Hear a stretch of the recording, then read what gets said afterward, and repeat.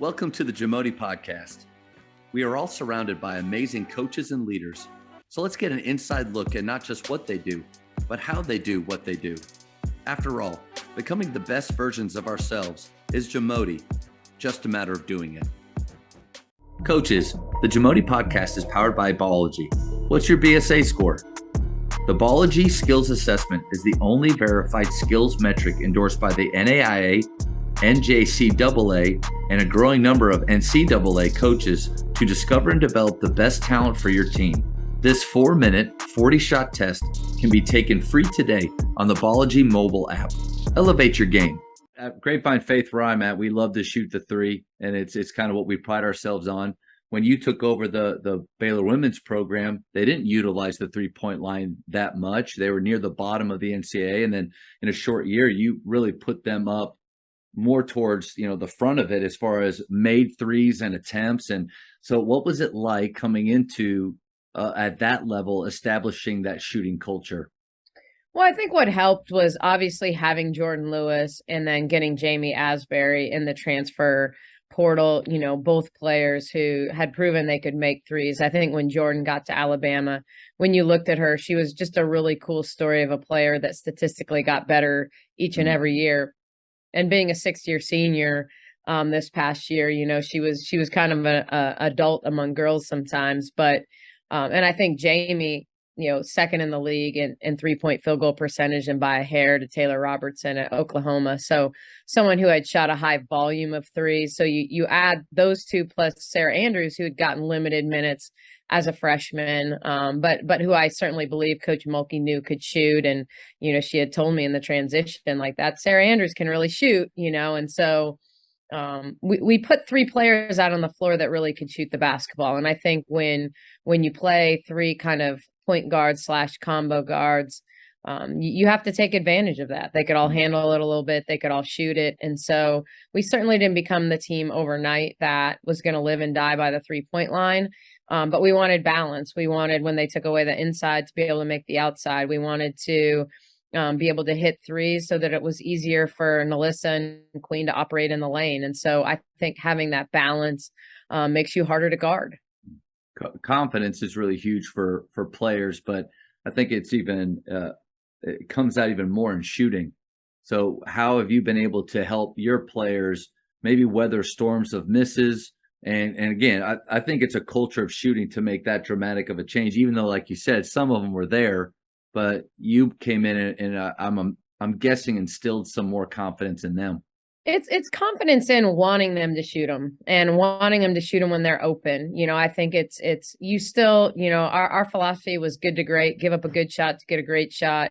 If we get a great shot and we miss it, kind of encourage is important to us. We spend a lot of time talking about tapping up, makes and misses, like, hey, touch each other, really, really create an atmosphere where you're lifting each other up. And one of the things I always talk to point guards about, especially, is that if you're going to be an extension of me, your job is to be that positive influence. Your job is to be the person that when your teammate misses 2 or 3 shots in a row, you walk up to them in a huddle and you say, hey, I'm going to get you a shot on the next possession and it's going in. Speak confidence into them, make them want to take that next shot. Because I think it makes everybody better. But I think a lot of it stems from when you work for someone like Carl Semesco, who truly is an analytical genius, who believes in, nothing but threes and 5 feet and in layups or threes. No mid-range. Doesn't exist. I mean, there is no gray area. Shot clock can be running down. He'd still probably rather you take a 30-foot three than, an open 15-footer. But I think it's philosophically how he teaches the game, how he teaches the shot. We don't spend a lot of time talking about misses. If the ball is long and it's straight, we talk a lot about what's a good miss and what's not a good miss. And if our players give the ball a chance, and we even speak that way, we don't say don't be short. We say be long, because it's that whole idea of, side of it. I always tell them that, hey, if you're short, you're going to miss 100% of the shots. But if you miss long, you even have a shot for it to bank in. And I know no one wants to bank in a long shot, not on purpose, but it still counts. And so give the ball a chance to go in. And so that's a big part of it is Are you taking good shots? Are we in rebounding position in those situations? And then are you shooting it long and are you shooting it straight? And if you're doing those things, then I'm good with the shot. I love that idea of, you said tap it up. Yeah. Yeah, that's awesome, because I think it's great when coaches, a shooter misses and they come behind them and encourage them that that's the right shot, step up. And I always tell my players that what who misses me, it means we're about to get hot. So if they're Yeah. 0 for 5 It's and I next said, shot. yeah, You have to have a next shot mentality. And it doesn't mean I do think players need to understand game flow. yeah, And, sometimes you do need to turn down the first open shot, and get in a rhythm and touch the paint. For us, as much as we talk about balance and threes, and, free throws, getting the ball inside 5 feet, it all is predicated for us on touching the paint. hmm, And so we just don't believe in it necessarily in the most traditional sense of touching the paint means a post up. For us, it's touching the elbow. Any piece of the paint that we touch off the bounce, gets yeah. our 3-point shooters better shots.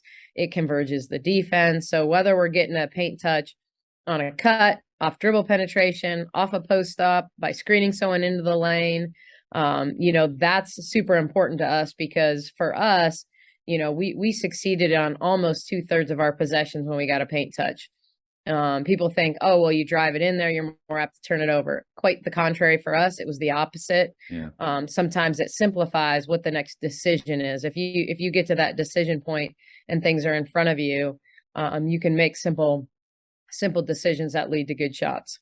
That's a great point, because I believe a lot of turnovers on the perimeter happen when we're trimming the edges, when it's just moving around, and defenders are able to, without a lot of movement, start to anticipate, get closer to that player, read a pass. But you're right, when they get to the paint and the defense collapses in, you're creating even easier, better passing angles for those teammates. No question. And I think for us, if I were to pick on last year's team, in an area that we've got to be better this year, it's taking care of the ball in transition. A time when you think it would be the easiest to make plays, it's the over exuberance, and you underthrow a long pass, or Yeah. you want a play to happen, or you're not good in 2-on-1s. And so growth for us happens in spending a lot of time 2-on-1, 3-on-2, 4-on-3. Are we making simple basketball plays in those settings and not trying to do too much? And I would imagine, just like shooting, the way that when they're taking the right shots, even when they're missing, you encourage that in transition, when they're taking the right chances, when they're trying to do what you're asking them to do. I would imagine there's a lot of positive feedback and reinforcement in those situations too, right? Yeah, and I think it's who am I throwing it to, and when Mhm. am I throwing it to them? Yeah. Once again, for us, and this is very different from a lot of coaching philosophy. I mean, there's a lot of different ways to skin a cat. I'll throw ahead. I'll pitch it ahead and let the ball come from the wing if I feel like we're throwing it to an attacker that's a good Nice. decision maker. But there's a reason I have point guards, and a lot of times the more I can keep it in my best ball handler's hands, make her make more of the decisions, like keep the ball longer, attack the paint, read those kickouts. For us, analytically, we just didn't shoot the three very well when we threw it ahead and shot it. Mm. Like it's catching it over your shoulder, it's getting your feet right, it's It getting is on hard. balance. Yeah. But when we would really attack to a numbers situation, touch the paint, and then kick it out to them, we were a really good 3-point shooting team, because once again, it's the inside out pass. It's the shot that you've taken thousands and thousands and thousands of times. And I'm not saying that the great shooters can't shoot it anyway they catch the basketball. I mean, but I'd have to believe, even if I broke down Steph Curry's 3-point shooting, if he's got an inside out pass versus an over the shoulder pass, you know, that's just a better clean look at the rim. And so for us, it's understanding, even in those situations, like, don't just throw it to throw it. If you're throwing it to create an advantage, if you're throwing it because you feel like, you have a post fill in the lane and they're going to get a better angle on that post feed, okay. But if we're just getting rid of it, I would rather you be in full on attack mode, play downhill, and get a paint touch and see what happens, and if not, let's play into our secondary stuff. Let's drag, let's step up, let's swing it and get into a ball screen. And so everything that we do is predicated off of actions. We're not a big believer in hey, let's pull it back, let's set it up, let's get everyone to the Joy, perfect stick them spot. around. You Yeah. know, I mean, I believe in teaching them how to play and not how to run plays.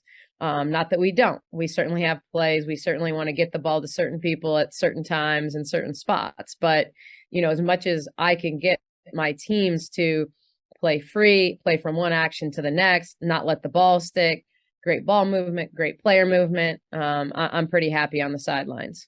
Yeah, and there's two things with that. One, it's harder to guard. I mean, harder to guard players that are on in flow, making reads where it's not all, you know, you're not pulling all the strings, and then it's also more fun. More fun to play that way, and I think we forget that sometimes as coaches when we want the great plays and the execution. What's the most fun is creating concepts where they can, like you said, make plays. Yeah, I think for me, the times I'm most excited as a coach, or when, you know, the energy in the building is there for me is when I see players make good decisions, make open shots, and I see a lot of people pointing at one another. Nice. You know, if you're pointing at your teammate, if you're tapping them up, if they're all on the same page, I mean, basketball is a team sport for a reason. And, you know, when the ball's moving and the most open players getting it, they're being unselfish, you know, it just, that to me is fun basketball to watch. You know, I always say, like, if I have an offensive philosophy, it's I want to be the prettiest team in the country on offense.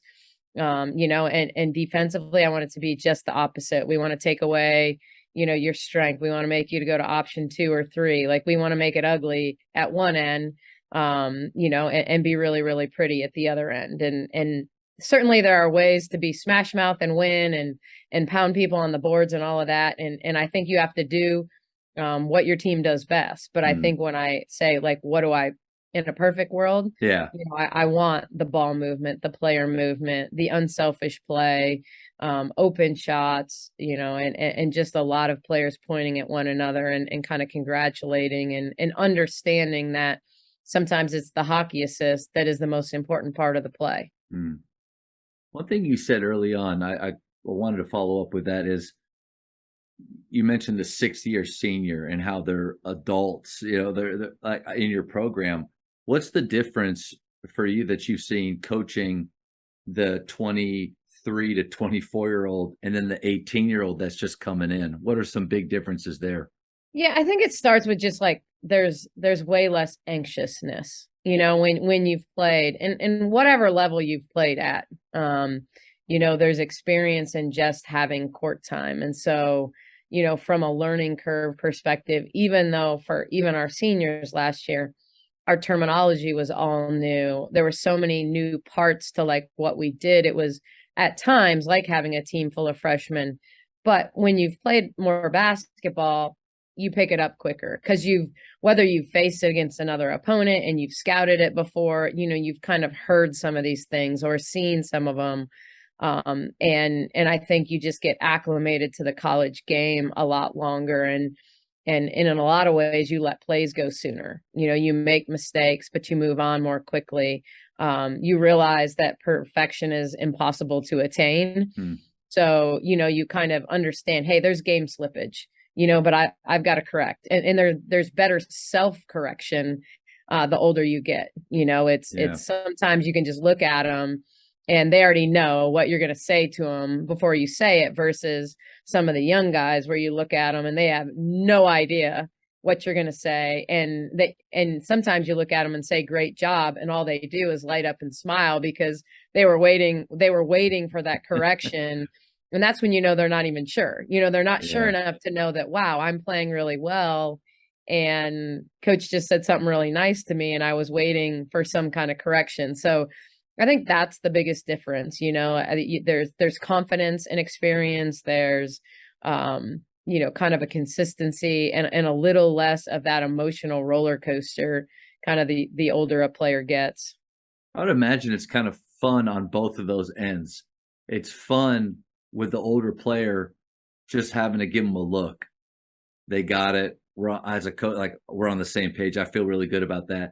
Then the younger player it's fun like watching them just figure things out and become in real time and connect some dots. So I would imagine that's fun. I think you see those light bulb moments where whether it's they've seen it now enough times, or they just suddenly feel it, or you set it in a new way that finally hits the chord that, whether it's, I mean, we're really big on teaching screening angles and not just saying, hey, go set a screen.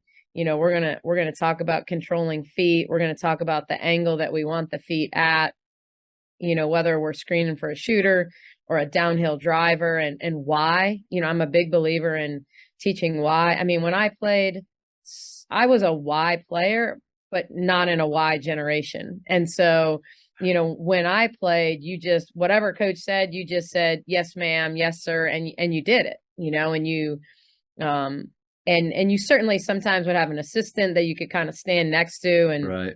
Kind of ask those questions quietly, but you certainly weren't going to disrupt practice to ask those questions. And I think, look, this Gen Z generation naturally wants to know why, Yeah. and I think that's the great part about coaching is I think when they really do understand the game, they don't just run plays. They don't just go to A from A to Z, or A to B and B to C, but they really start to understand, like, why would we hedge this player versus switch on this player? Why, are we doing the things that we're doing? And I just think whether there are certain players that can be successful in either environment. But I think ultimately long term, I want them to leave Baylor and if they want to coach, they can coach. If they're going to go pro, they're that much further ahead because they've heard all the terminology. They understand when to twist the screen and when to change the angle on a screen, and all those things that, when Liz and Queen were reaching out after they started Indiana Fever training camp, they're like, oh my gosh, this is so easy for us. Not that being in the pros is easy, but this idea of it wasn't new terminology to them. It was very similar. The actions were similar. And so because of that, you're trying to prepare them. And if nothing else, hey, if they want to be doctors, we've taught them how to think. We've taught them how to analyze and how to scout and how to problem solve and how to think about different ways to do things. And so, I'm going to hopefully coach players that play for 15 years once they leave here, and players that won't play for 15 minutes, after they leave here, but that they've, really gotten something from the experience. Thank you for checking out today's episode. Please take a moment to subscribe to this podcast, share it with your fellow coaches, and find us on social media for what's coming up next on the JAMODI podcast. It's just a matter of doing it.